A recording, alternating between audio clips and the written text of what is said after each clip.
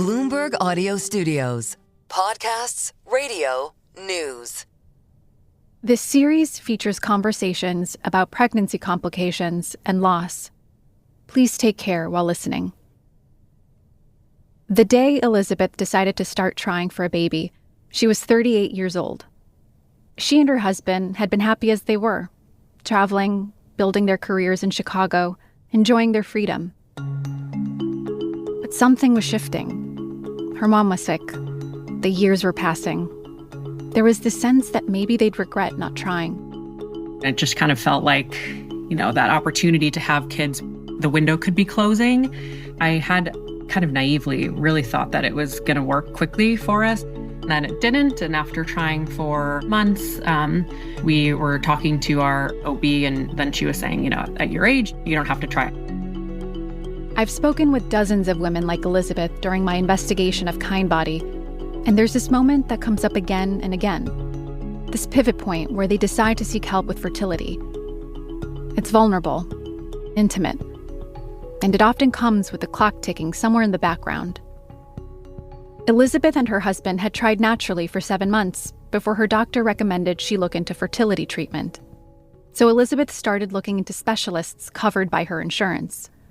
Kindbody was one of her options. I saw it and was like, women doctors, and the way they made it seem like it was just so easy to do and seamless. Right away, I just was like, oh yeah, this is the easiest choice I've had to make. She and her husband got an appointment right away at a Kindbody clinic in Chicago. I had heard from friends that it can take a long time to get into clinics sometimes, and so I was excited and pleasantly surprised that we were able to get in right away. I see it as a red flag now. However, at the time, I was very excited to be able to just jump right in. Elizabeth had several friends who had gone through fertility treatments before, so she knew a little bit about her options. Because IVF is expensive and invasive, Elizabeth wanted to start slow. And so I was interested to hear about other things like IUI or using Clomid and different things like that. IUI stands for intrauterine insemination. It's when sperm is injected directly into the uterus. Clomid is a medication that stimulates ovulation. Unlike IVF, these treatments don't require an egg retrieval, and so patients don't need as much medication. In IVF, patients often take multiple medications to stimulate the ovaries to produce eggs, and there's also painkillers required for an embryo transfer. Doing IUI or taking Clomid can be a much cheaper option. Elizabeth liked the doctor she met with at Kindbody. She felt she was knowledgeable and personable. But something didn't feel right about the way the doctor laid out the treatment options. They didn't mention anything about Clomid or other drugs like that. They had a slide, maybe briefly talked about an IUI, but then really just most of the hour-long kind of presentation was about IVF. So we just said, we're just a little nervous about doing IVF. Let's just hear about the other steps. I can't remember her exact verbiage, but something along the lines of, given my age and the fact that we have been trying now for a while, she kind of presumed that I'd want to jump right in and do IVF. My initial reaction was that it seemed like they were pushing IVF. IVF is the most expensive procedure that Kindbody offers, and the number of patients who go through IVF has a huge impact on Kindbody's bottom line. What Elizabeth didn't know at the time was that Kindbody was quickly running out of money. Behind closed doors, executives were freaking out and facing tough questions from investors, including private equity backers. I heard from people in these meetings that investors were worried that the company wasn't hitting its targets and would need more money. In an effort to boost profits, Kindbody came up with a plan. One that pushed patients into more aggressive treatments that left some women asking, was this really necessary? From Bloomberg and iHeart Podcasts, this is IVF Disrupted, the Kindbody Story. I'm Jackie Davalos.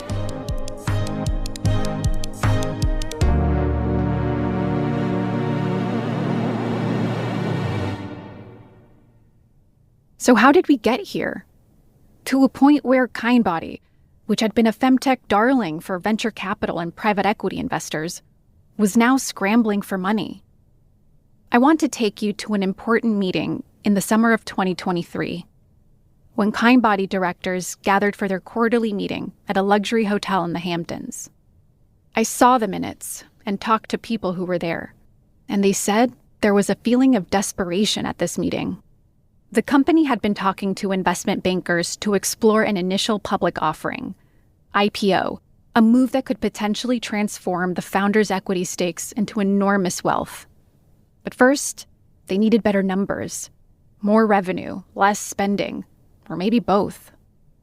And at that moment, the situation didn't look good. Kindbody had merged with Vio's Fertility Institute over a year earlier, doubling their clinic count overnight. They had a new CFO, had raised millions of dollars from big investors, including JP Morgan, and despite multiple rounds of layoffs, they were still burning through cash. Internal documents I saw painted a rough picture. The company had spent nearly $60 million in 2023 through September and was losing an average of roughly $7 million each month. According to the documents, of the startup's 33 clinics, only 6 were profitable. So, Kindbody executives laid out their plan to try to improve the company's finances. It would set specific quotas for their physicians in an effort to hit revenue targets. One of the metrics that Kindbody tracked was the number of retrievals they performed. It's a key step in IVF. Retrievals are when doctors attempt to extract eggs from the ovaries. The procedure involves blood tests, ultrasounds, and hormone injections. And it's one of the most lucrative procedures Kindbody offers. Retrievals make up about half of the revenue collected from one round of IVF. In a presentation outlining its turnaround plan to investors, Kindbody ranked all of its doctors only by the average number of monthly egg retrievals they were performing. Those who fell beneath a benchmark average of 23 were labeled as falling below expectations. If it was going to turn a profit and go public, the doctors at Kindbody would need to raise the number of monthly egg retrievals they performed. Some doctors would have to double their retrievals. I was told many physicians didn't feel comfortable with the new targets. And over the next 3 months, 4 doctors resigned. Angie Beltsos, who was Kindbody's chief physician when it introduced the quotas, didn't respond to a request for comment for this series. This push to do more IVF cycles was invisible to Elizabeth when she had her first consultation at Kindbody Chicago clinic. But for the people treating her, the pressure was on. To start, Elizabeth and her husband tried Clomid and then an IUI, and when those treatments didn't work, they decided to finally try IVF. In Chicago, Kindbody's prices started at $14,500 per cycle, and that price doesn't include genetic testing or embryo transfers. Although she had some insurance coverage, Elizabeth was still on the hook for about $6,000 in out-of-pocket costs. When she finally decided to pull the trigger, Elizabeth says she had trouble getting a hold of the people who were supposed to guide her through the process. During IVF, timing is everything. Missing even a single dose of medication can derail an entire cycle, wasting thousands of dollars and pushing treatment back by months. It's all very, very strict in that regard. At least that's how they described it to me. Once Elizabeth's insurance authorized her IVF medications, she called Kindbody to make sure the clinic had put in the order to the pharmacy.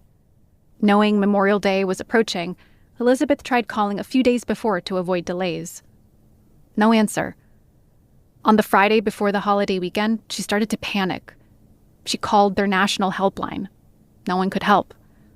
Her husband, desperate, left work early to drive to the clinic and bang on the door. So the fact that I wasn't getting these answers or responses, my anxiety levels were through the roof.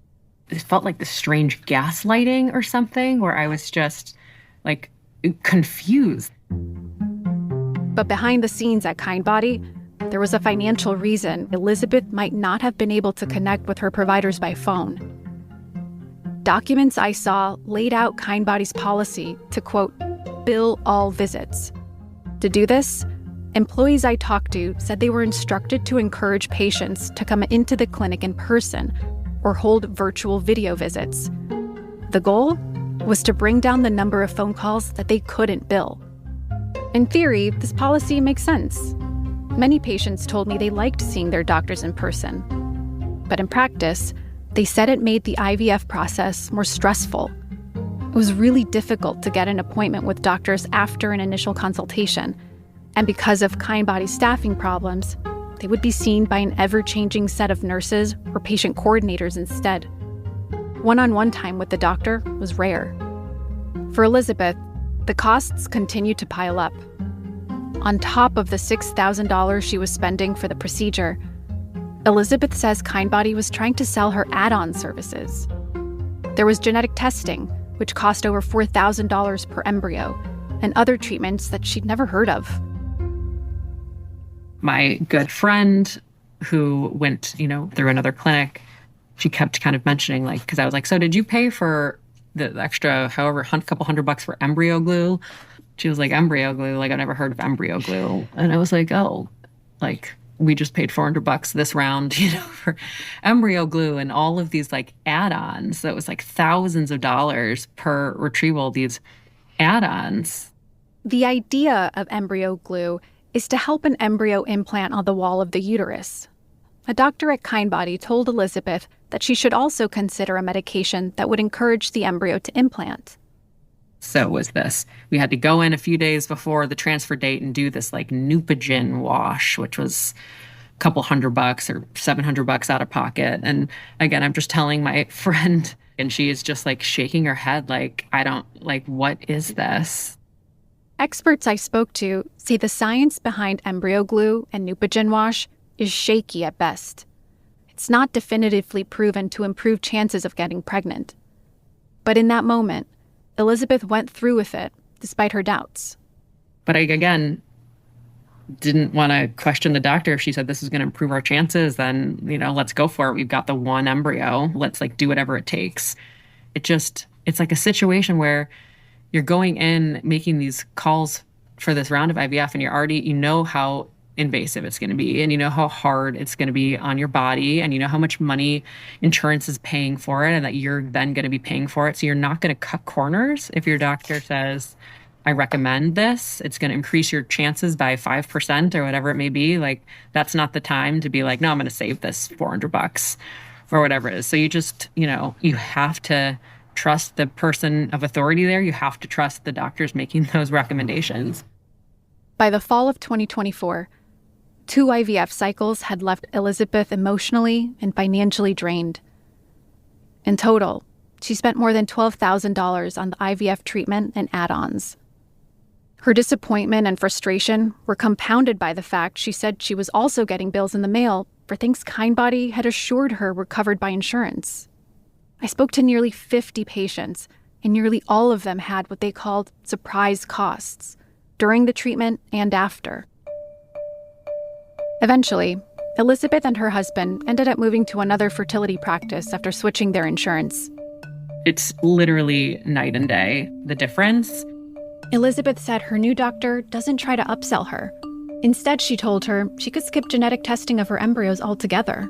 I was I remember my jaw was dropped because I was so, indoctrinated into it being you are over 36, you will genetic test. But genetic testing is a huge out-of-pocket cost. It took me a while to wrap my head around because, again, I just thought there was no way, if not through genetic testing. But the way she described it to us was that is not something we need to be doing. She says it makes her look back on her time at Kindbody differently. Even though she genuinely liked the doctor she had there, she has doubts. At Kindbody, in my heart of hearts, I do not want to think that the doctor that we worked with for months there is just trying to get us to do more IVF rounds. I just don't want to think that. But when you just look at all the pieces and how they're all kind of adding up, it's just really hard not to come to that conclusion in my mind. We'll be right back. I spoke with dozens of current and former employees who worked at Kindbody around the time Elizabeth was having her treatment. And they told me there was this intense pressure to sell services that made many clinical staff, including doctors, deeply uncomfortable. at your white coat ceremony, which is the first thing you participate in before you start med school. You take that oath, and that oath is first, do no harm. This is Lauren again. She's a former Kindbody medical staffer who asked not to be identified. So we've given her a pseudonym and are having a voice actor read what she told me. Lauren said that from the beginning at Kindbody, doctors had metrics that were closely tracked to measure their performance.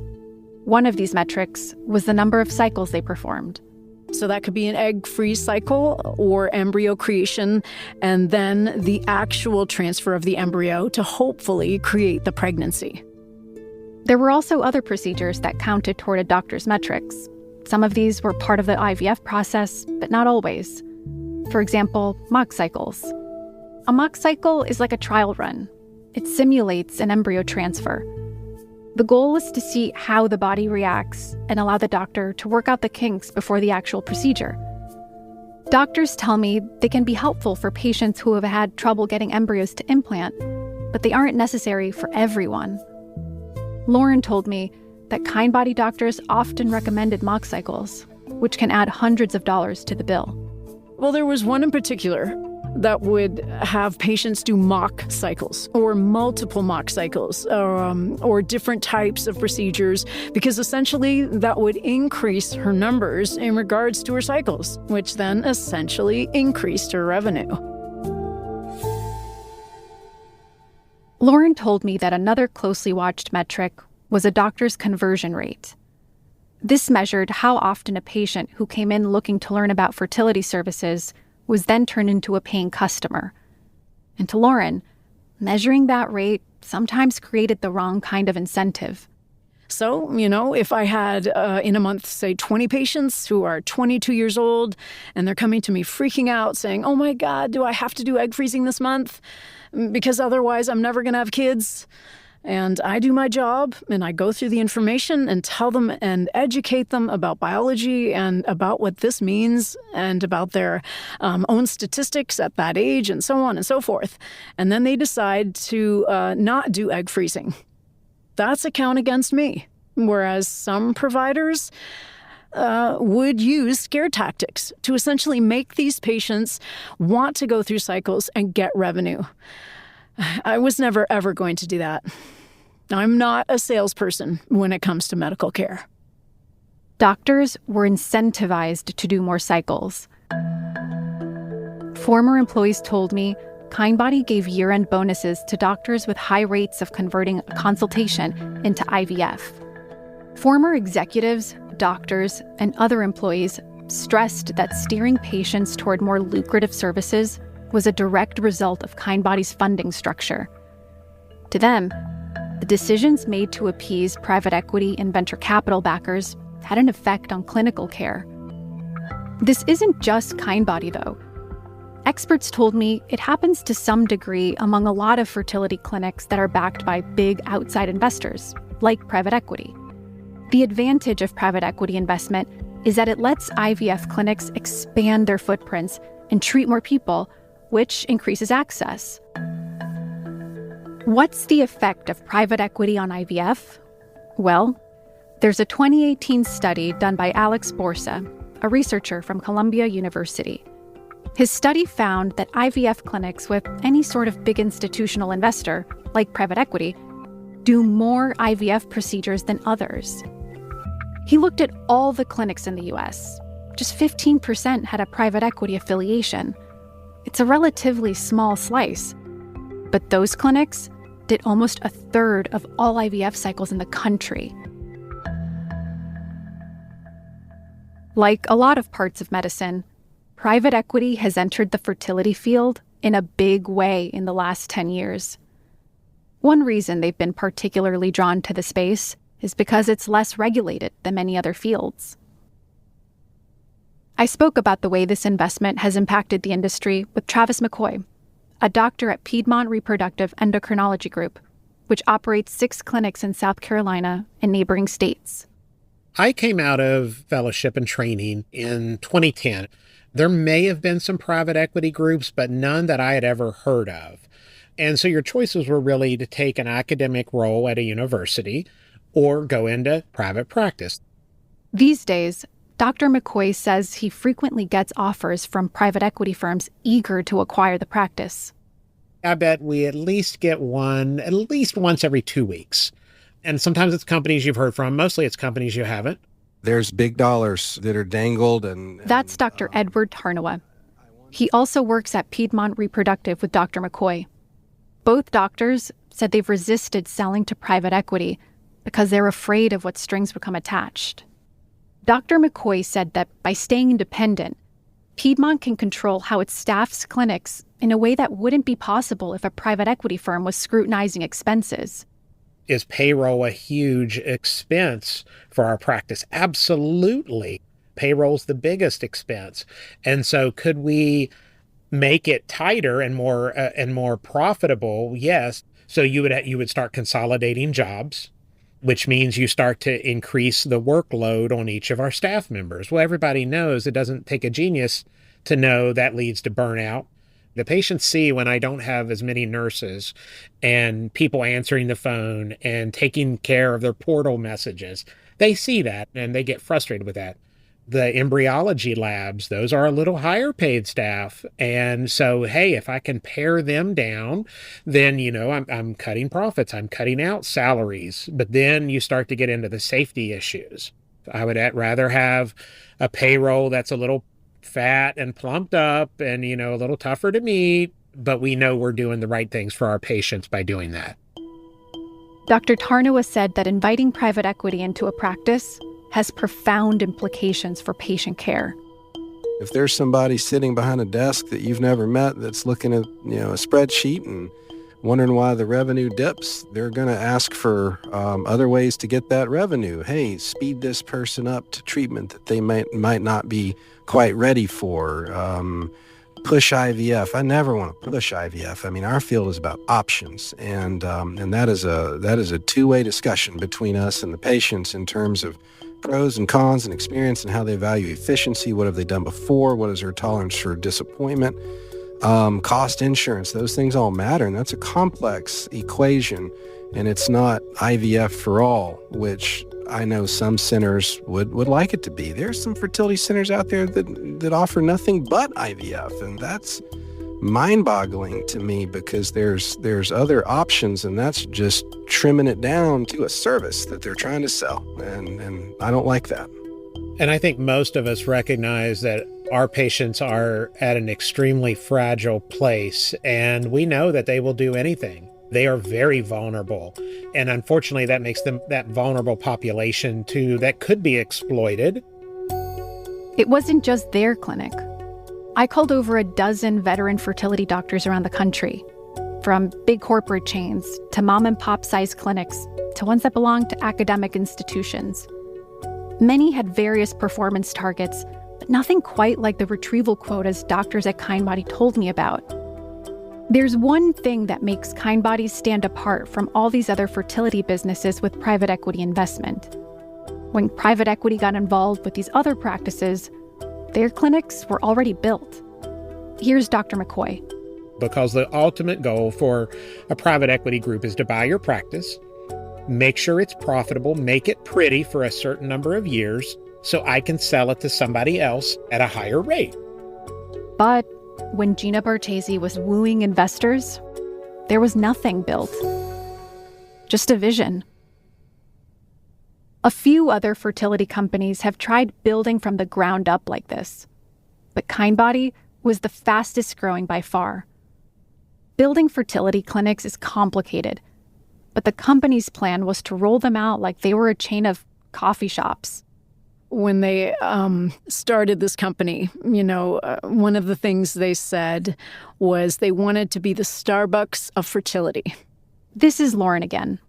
They wanted a clinic on every corner. Medical care is not like that. Physicians are finite. In other words, a specialized medical practice isn't scalable, or at least not in the same way that a retail chain might be. But the pressure on Kindbody intensified with each funding round. Lauren remembers a sobering moment in 2023 after Kindbody raised $100 million. There was just this huge in the company, kind of like, oh my gosh, we have 100 million, so amazing, we're doing so great. I mean, it was in every meeting, it was in everything. And then the CFO at the time, he was very honest, and he basically, right at the meeting to everyone, basically said that, I know this sounds like a lot of money, but this is not. We're rolling in the money. He literally said, this is a debt we have to pay back. So we have to be judicious about what we're doing. After the break, the pressure to sell at Kindbody wasn't just limited to IVF. So I was like, wait, I just went through 2 weeks of medications and traveled here and spent thousands of dollars for this procedure. And you're telling me I didn't need to do it? We'll be right back. Before Lacey Mickelson came to Kindbody in 2023, her attempts at becoming a mother had already been really traumatic. Nearly every step of IVF had been a struggle for Lacey. She has endometriosis, which causes painful inflammation and can make conception difficult. She was also extremely sensitive to fertility medications and had severe reactions, debilitating headaches, stomach cramps, and sweats. And one complication from an early pregnancy caused her fallopian tube to rupture. She almost died. I had friends and family members, people really close to me, ask me, why can you just stop? Please stop. And my desire for this ended the relationship I had with what I would, describe as the love of my life, because this was so important to me. I couldn't put anything else before it. But even after nearly dying, Lacey wasn't ready to give up. It's just, for as long as I can remember, since I was a little girl, it's all I ever wanted. I never cared about getting married. I never gave a shit about that. All I ever wanted was to be a mom. It just kind of took on a life of its own at some point. And it was just something that I just had to keep fighting for. When I met Lacey in 2024, she was in her early 40s and had been trying for a baby for nearly 4 years. Unlike many women who had husbands or a partner by their side, Lacey was going at it alone. She'd gone to clinics in LA and Texas and spent tens of thousands of dollars. She briefly went to a Kindbody clinic in Austin, which she really liked. But when she moved to Virginia, she had trouble finding a clinic she trusted.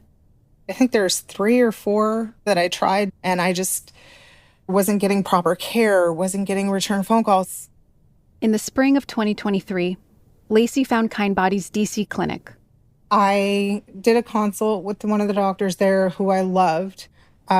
She was just so great, so personable, so compassionate, and I was really comfortable with her. When I met her in person, she just gave me a giant hug, and she acknowledged so many times everything that I had been through. So I felt relieved to be working with somebody that understood my journey and was really rooting for me,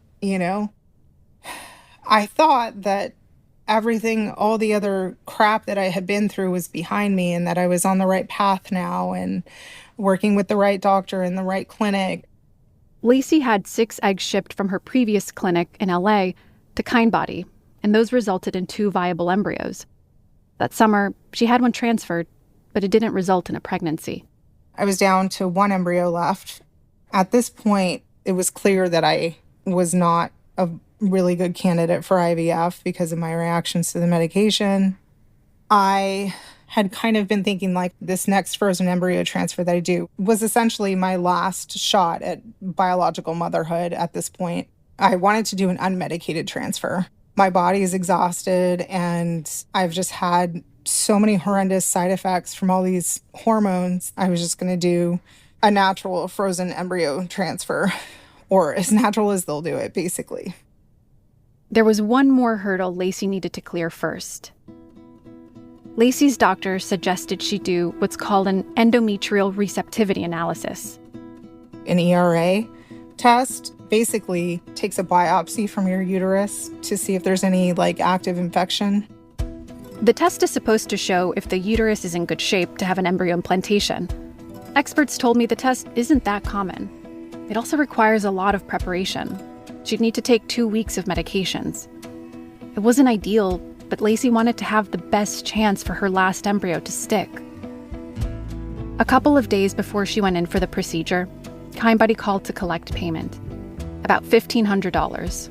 Leading up to the procedure, I was getting a lot of different communications from the clinic. Some nurses were calling her ERA test a mock transfer, which is a totally different procedure. In a mock transfer, the doctor is just looking to see if everything looks good. Unlike an ERA test, no tissue biopsy is done. I thought maybe they're essentially the same thing, I got pre-op instructions from my nursing team, and they were very specific. I should show up with a full bladder, drink 32 ounces of water, don't empty your bladder. Lacey wanted this to go well. She'd call the clinic to double-check instructions. Sometimes they'd answer and give conflicting information, but most of the time, no one replied. Lacey didn't think too much of it at the time and stuck with what she had been instructed to do at the outset. They're professionals, she thought. They know what they're doing. So the morning I went in for my transfer, one of the first things they asked me to do was give a urine sample and empty my bladder. So I was obviously really confused by this. I was like, okay, but I'm here for an ERA test and I have to have a full bladder. And the nurse was like, no, your bladder has to be empty. And I was like, are you sure? Can you check with my doctor or with my nursing team? Lacey was sitting on the exam table in her gown, waiting for an answer, when someone came in to collect payment.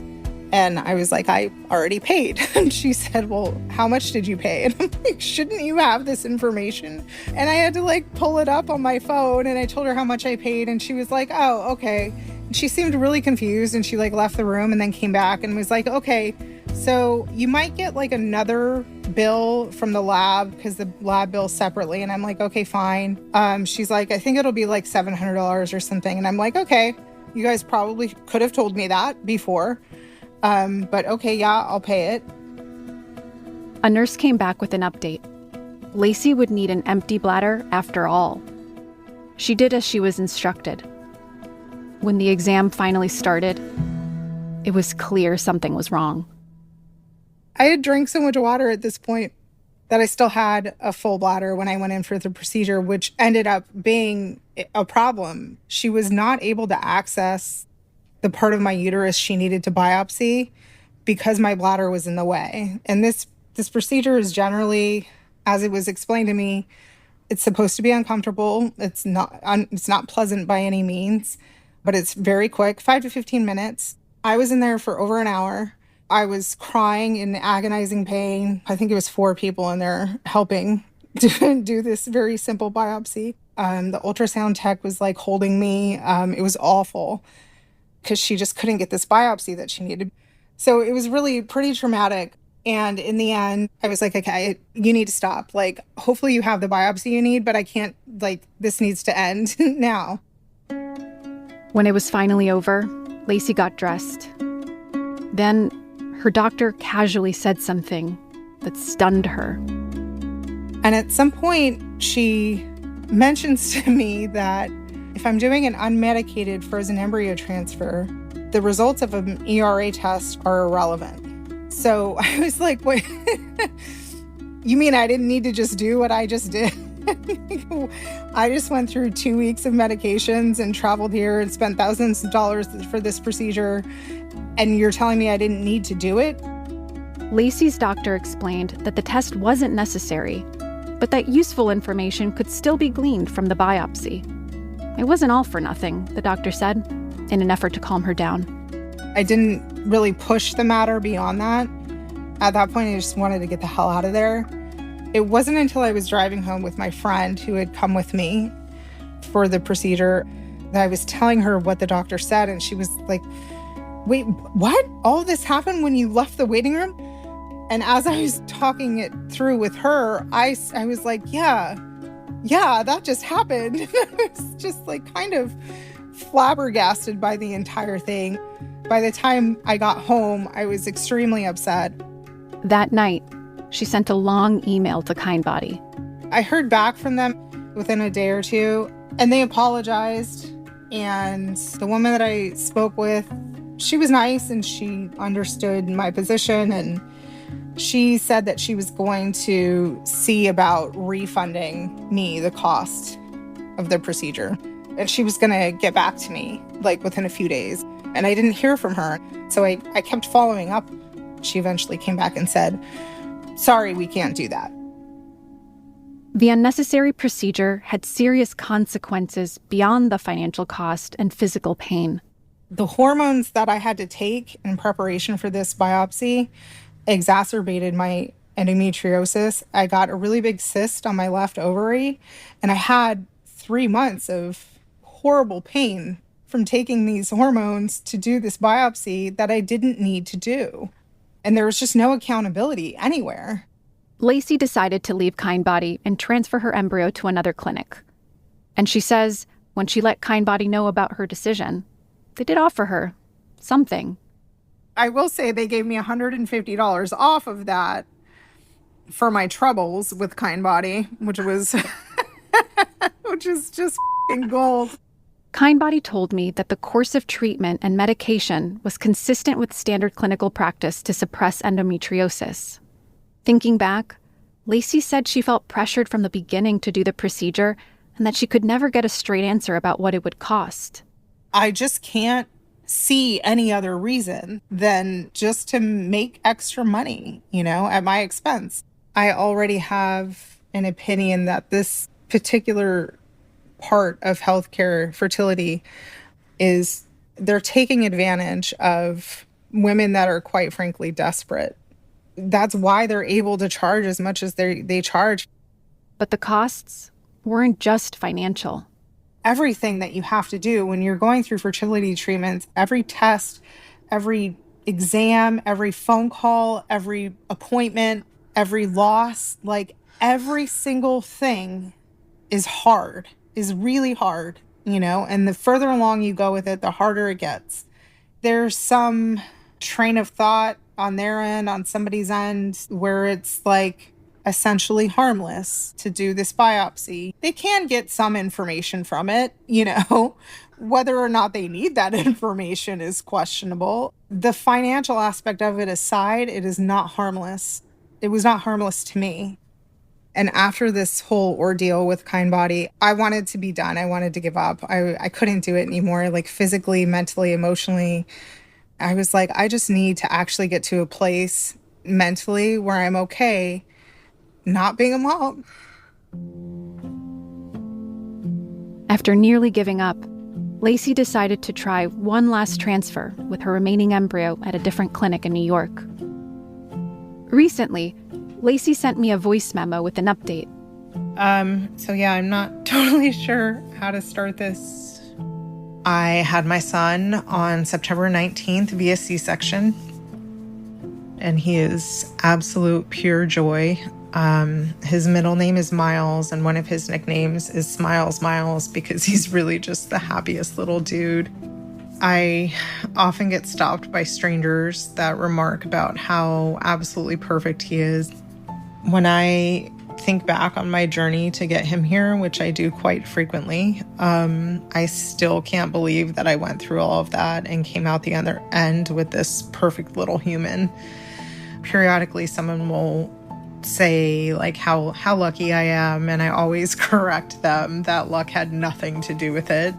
I did this. My blood, sweat, tears, heartbreaks, life savings, you name it, anything and everything I had, I poured into this, and I made him, despite all the obstacles and the horrendous experiences. And I'm hopeful that my story and the stories from other women can help begin a greater process of reform in this field. Coming up on IVF Disrupted, the Kindbody Story. I just remember she wouldn't make eye contact with me, and the assistant was doing a lot of the talking too. You can't have an employee of yours be your carrier, because that is coercion, because she will feel she can't say no. When it comes to who has the opportunity to work with a surrogate, it's very clear that it's up to the discretion of the treating physician. I was on male duty, so I read this in the office and my jaw hit the floor because I was like, what do you actually mean we're doing this? IVF Disrupted, the Kindbody Story, is reported and hosted by me, Jackie Davalos. The series is produced by Sean Wen and Gilda DeCarli. Editing by Caitlin Kenny, Jeff Grocott, and Joshua Brustein. Blake Maples is our sound engineer and composer. Voice acting in this episode was provided by Deanna Johnston. Fact-checking by Annika Robbins. Bloomberg's senior executive editor for technology is Tom Giles. Our head of podcasting is Sage Bauman. You can reach us at podcasts@bloomberg.net. IVF Disrupted is a production of Bloomberg and iHeart Podcasts.